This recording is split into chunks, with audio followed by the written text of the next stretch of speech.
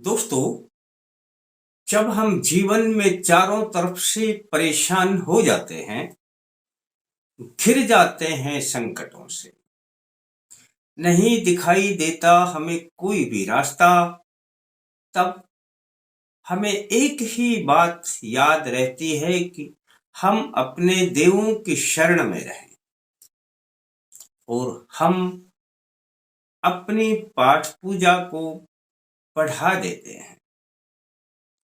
जिस देव को मानते हैं उससे हमें फल की प्राप्ति नहीं हुई तो हम दूसरे देव का सहारा लेते हैं। एक दूसरे से पूछा जाता है कि किसकी आराधना करने से शीघ्र फल की प्राप्ति हो, और यदि उन्हें बताने वाला अपने हिसाब से किसी भी देव का नाम बता दे, तब वह व्यक्ति उस देव की पूजा करने लग जाएगा। परंतु दोस्तों, सवाल यह नहीं है कि हम किसकी पूजा करें और किसकी ना करें। सवाल यह पैदा होता है कि बहुत से व्यक्ति ये कहते हैं कि बहुत पूजा करते हैं, हर देव की भी पूजा करते हैं, परंतु हमें पूजा का फल प्राप्त नहीं होता।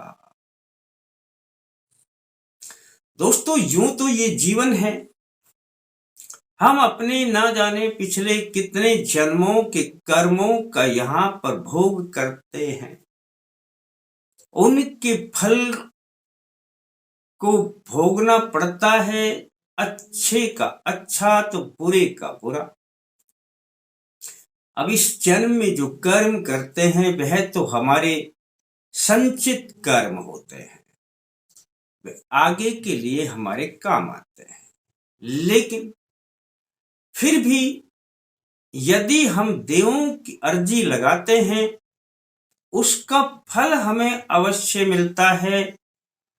अब ये कहा जाता है कि हमने इतनी पूजा की परंतु उसका फल प्राप्त नहीं हुआ, तो आज इस समस्या का समाधान भी दोस्तों कर ही देते हैं। दोस्तों, मैं जो उपाय बताता हूं बड़ा ही सरल उपाय हुआ करता है, और आपका मन माने तो करके अवश्य देख लेना। जैसा कि मैंने बताया कि यदि पूजा पाठ का फल नहीं मिलता है तो पूजा करने से पहले यह बोल दें। अब कितना आसान है। मैं सत्यनारायण शर्मा, जय माता दी बोलते हुए अल्टीमेट ज्ञान में आपका हार्दिक स्वागत करता हूं। दोस्तों, आप अनुमान कीजिए कि आपके घर में कुछ मेहमान आए हुए हैं, आपके घर में कोई कार्यक्रम है, प्रोग्राम है, और वो बैठे हैं एक साथ में, परंतु आपने किसी एक को जाकर के नमस्कार किया, राम राम किया, और शेष किसी की तरफ भी ध्यान ना दिया, तब कैसा लगेगा दोस्तों? क्या आप इसकी कल्पना कर सकते हैं? दोस्तों, ये उन मेहमानों को, शेष जो मेहमान है उनको अच्छा नहीं लगेगा, और हो सकता है वह आप पर नाराज भी हो जाएं। दोस्तों, ठीक यही कारण हुआ करता है। मैं बात को बहुत गंभीरता से लेता हूं। आपने अपने पूजा स्थान में जितने देवों की फोटो लगा रखी है, अब लगाई तो आपने इसलिए है कि ये देव की फोटो भी रहनी चाहिए, ये भी होनी चाहिए, यह भी होनी चाहिए, परंतु उन सभी देवों की पूजा नहीं हो पाती। हाँ, कुछ देव हैं जिनके आपके घर के दूसरे सदस्य बारी बारी कर लेते हैं। जिसको जो अच्छा लगता है उसी के 5 नाम बोल देता है। जिसको जो देव प्रिय है उसी के 5 नाम बोल के अगरबत्ती जला, दीपक जला हुआ है तो बस एक ने जला दिया, सबने कह दिया कि जो भी आएगा अपना हाथ जोड़ के उसी का पाशनम ले देगा, जिसकी पूजा करता है वह जिसकी पूजा करता है। अब जिस व्यक्ति ने एक देव की पूजा की तो उसके लिए शेष देव क्या है? क्या शेष देवों की शक्तियां नहीं है? दोस्तों, शेष देवों की शक्तियां जो होती हैं, आपको जितना फल उस देव से मिलना होता है ना, उससे ज्यादा नाराजगी आप दूसरे देवों की ले लेते हैं, क्योंकि वे देव भी तो आपके स्थान पे मौजूद हैं। अब आप कहेंगे जी फिर हम क्या करें? इतने देवों की पूजा तो हम एक साथ नहीं कर सकते ना, इनका एक एक का नाम भी नहीं ले सकते हम। दोस्तों, बस मैं यही बात आपको समझाना चाहता हूं। यदि आपने छोटी सी इस बात की तरफ ध्यान दे लिया कि हमें किसी देव को नाराज नहीं करना है, तब हमें उस देव से भरपूर कृपा मिल जाएगी जिसकी आपने नाम लिया, आराधना की, पूजा की। लेकिन अगर दूसरे देव नाराज हैं तब वह कृपा नहीं मिलेगी। तब आपने पूजा करने से पहले बोलना क्या है दोस्तों?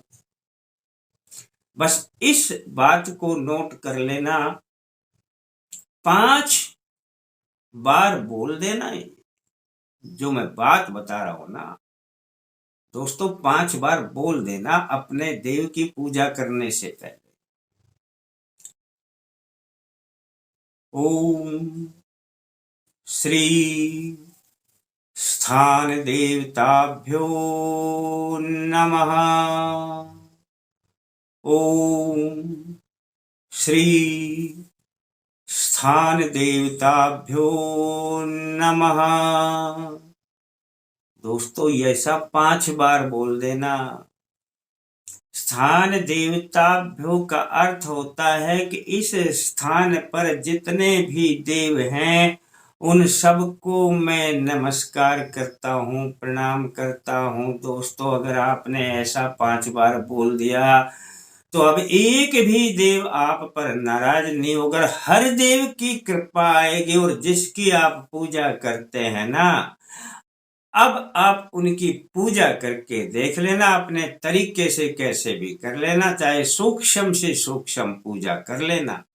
मैं बड़ी पूजा की तो बात नहीं करता, लेकिन आप चाहे जितनी छोटी पूजा करते हैं वो अपने देव की पूजा करना, उस देव से आपको बराबर कृपा आने लगेगी, आपका काम बनने लगेगा, आपको पूरी पूजा का फल मिलने लगेगा। और अब आप कभी नहीं कहेंगे कि मुझे पूजा का फल प्राप्त नहीं होता। एक ही यह शब्द है, ओम श्री स्थान देवताभ्यो नमः। याद रख लेना दोस्तों, और अच्छा लगे तो बता देना किसी को, थोड़ा और अच्छा लगे तो लाइक भी कर दें। फिर मिलते हैं दोस्तों नए अंक के साथ, तब तक के लिए जय माता दी।